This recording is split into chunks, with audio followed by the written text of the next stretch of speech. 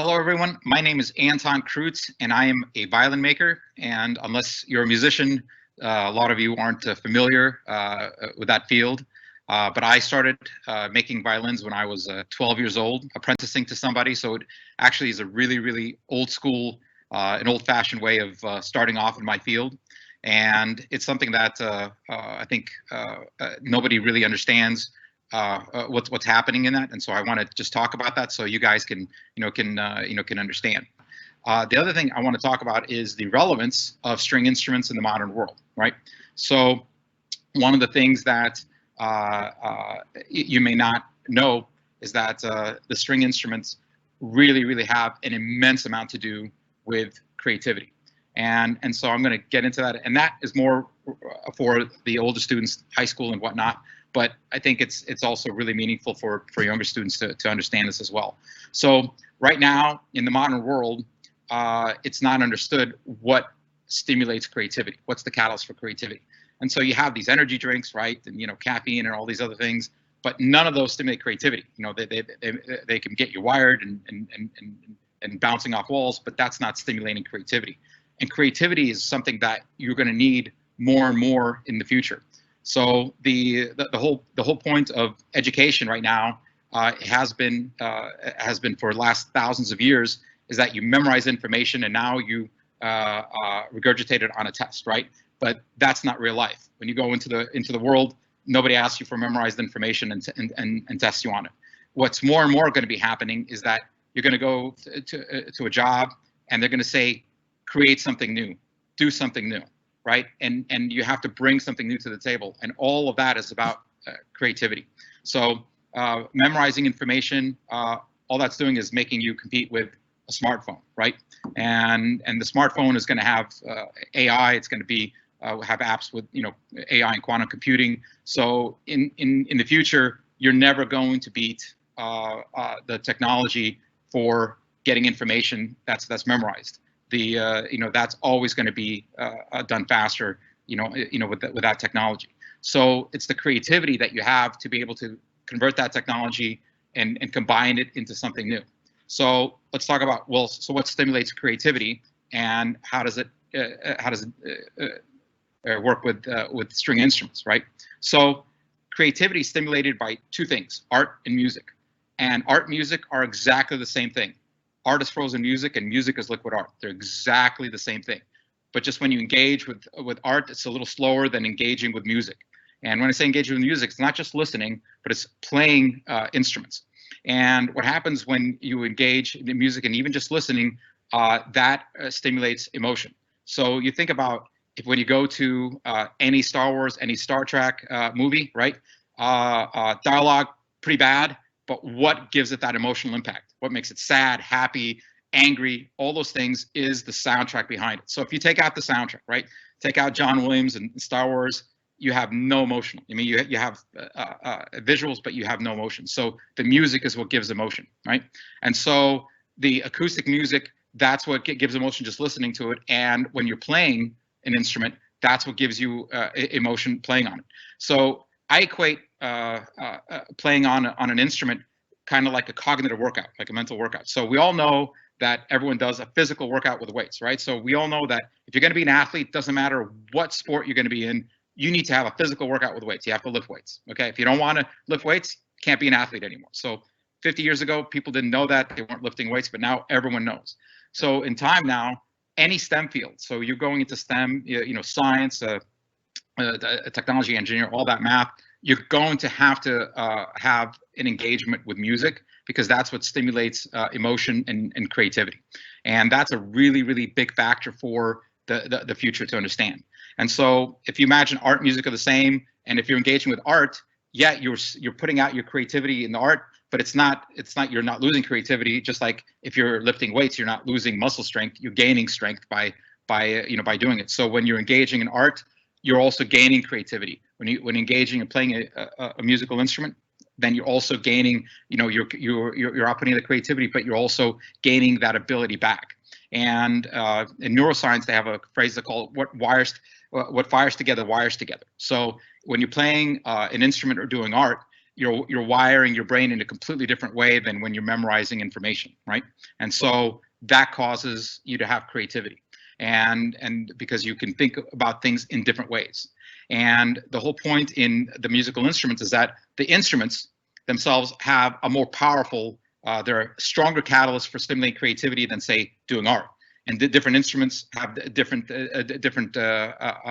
power and different impact and stimulate creativity. So drums would be on lower end, then you go to brass instruments, then woodwinds, and at the top, as you can imagine, of course, it's the string instrument, right? When the vibrations from the string instruments are played, that influences your emotion the most, right? And it's going down, if you're going into physics, it's going down to the quantum level of being just influencing the just at the quantum level your vibrations, because everything is vibration, right? And that's why the soundtracks to all the movies, to even all the games, if you play games, they don't have saxophone solos, they don't have drum solos, they have symphonic music in the back of mainly string instruments with the band instruments backing them up. So because that's what gives the emotion. So one of the links I put up there is a national article I published about how Einstein stimulated his creativity, and that's one of the most well-known and influential physicists in history. And he was a violinist, and I wrote an article about how that process stimulated creativity and what he did in using music to stimulate creativity. And so the main takeaway is that even though you think, wow, string instruments, that's so old school, that's from centuries ago, why are they relevant today? Technology is really relevant, and memorizing information that school says is really important, but it's not, because again, memorizing information is making you compete with a smartphone.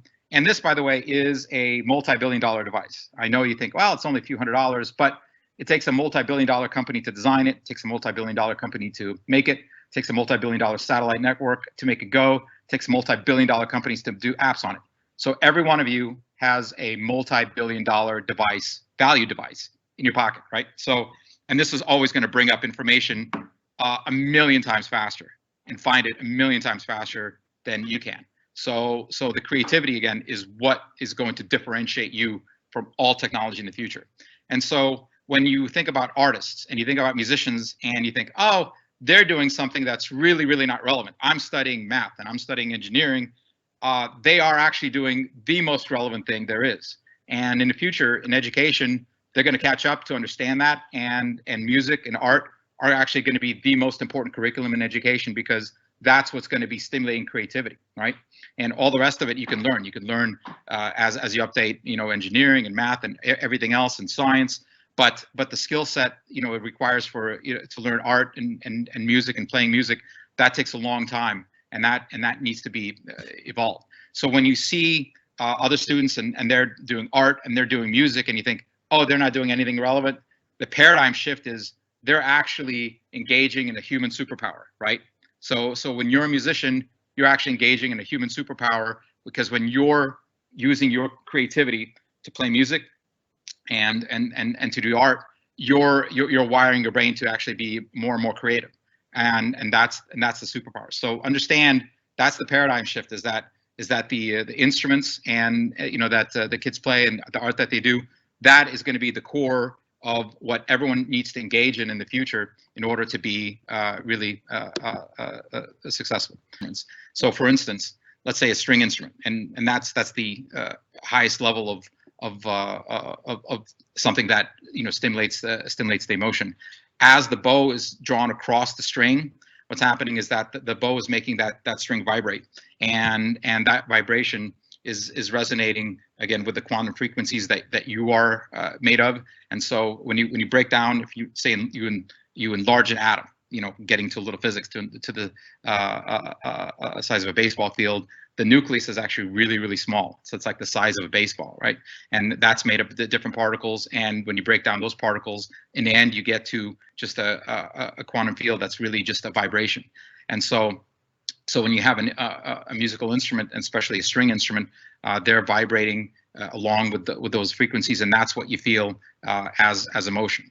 And so when you're going and you're hearing symphonic music, and it's stimulating emotion, the lower frequencies that are really, really slow, they can stimulate the darker emotions, kind of fear-based emotions. And the frequencies that are really, really fast, they stimulate higher level emotions, excitement, things like that. So the music and the vibration of string instruments can, in sympathy, vibrate with your body, and that's what stimulates emotion.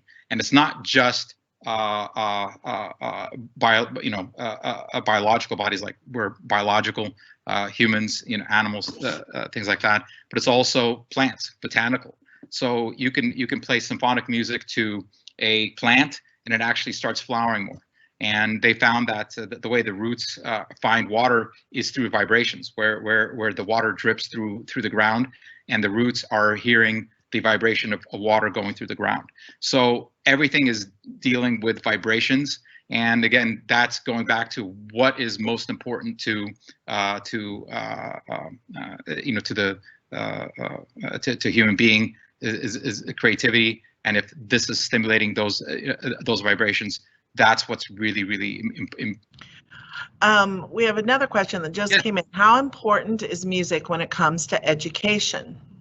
I think, as I said before, I think music is going to be the most important curriculum in U.S. education in the next few years. I think it's not just going to be important, it's going to be the most important, because again, technology is going to advance so fast. It took the Industrial Revolution's decades to have an influence. The technology is going to advance so fast, where you're going to have all the companies from Apple to Google to Oracle to Microsoft making these apps for every aspect of the STEM field, for the financial field, for everything. And things that took let's just make an example, 1,000 engineers a year to do, they're going to be done by apps in literally like 10 minutes. So so at that point, you have to have a completely different paradigm of what's it going to take to be successful. And so music is what's going to really be your key in order to really be the fastest way to make you more creative, because that's what's going to take to be successful in the future. And that's why education is going to realize, hey, music and art really are at the top of the list. They're not just fun things to do on the side. Musicians and artists, those are going to be the people that are going to be really, really successful in the future, because they're going to be able to take all the information and do something new with it. Yeah. I am fascinated by all the connections you made with math and science and everything else that I'm a music teacher myself, and people forget that there's a lot of interconnectedness in all of those things. And so, if you've got an interest in music, that doesn't mean that you don't know anything about math, or you don't like science or anything like that. That, to be a quality musician or of any kind, that those things come into play whether you recognize it or not. So all those things work together, just as you've been talking about, to stimulate creativity and ideas and invention and all that kind of thing. So that was really interesting to listen to you talk about that today. Yeah, and the studies are all out there, but people haven't really put them together with the physics. And so once you put it together with what's happening with the physics and the neuroscience, there's going to be no question in the next few years that music is going to be the absolute strongest way to stimulate creativity. And so it's going to be the most important curriculum. So a musician is not going to be just somebody doing something on the side. It's going to be just like an athlete lifting weights. But this is going to be you're engaged with music to be a great engineer, scientist, a mathematician, or being in technology, because you're going to have bring something new and creative every single time to the work that you do. Well, thank you very much for being here. His web links, if you didn't catch them earlier, you can scroll up and catch them. They're also going to be on the website for Kansas State adventure activities going on today. So you'll be able to come back to these at any time. You can click on this link again to watch the presentation again. Once again, thank you very much for being here. We really appreciated your presentation. Thank you so much.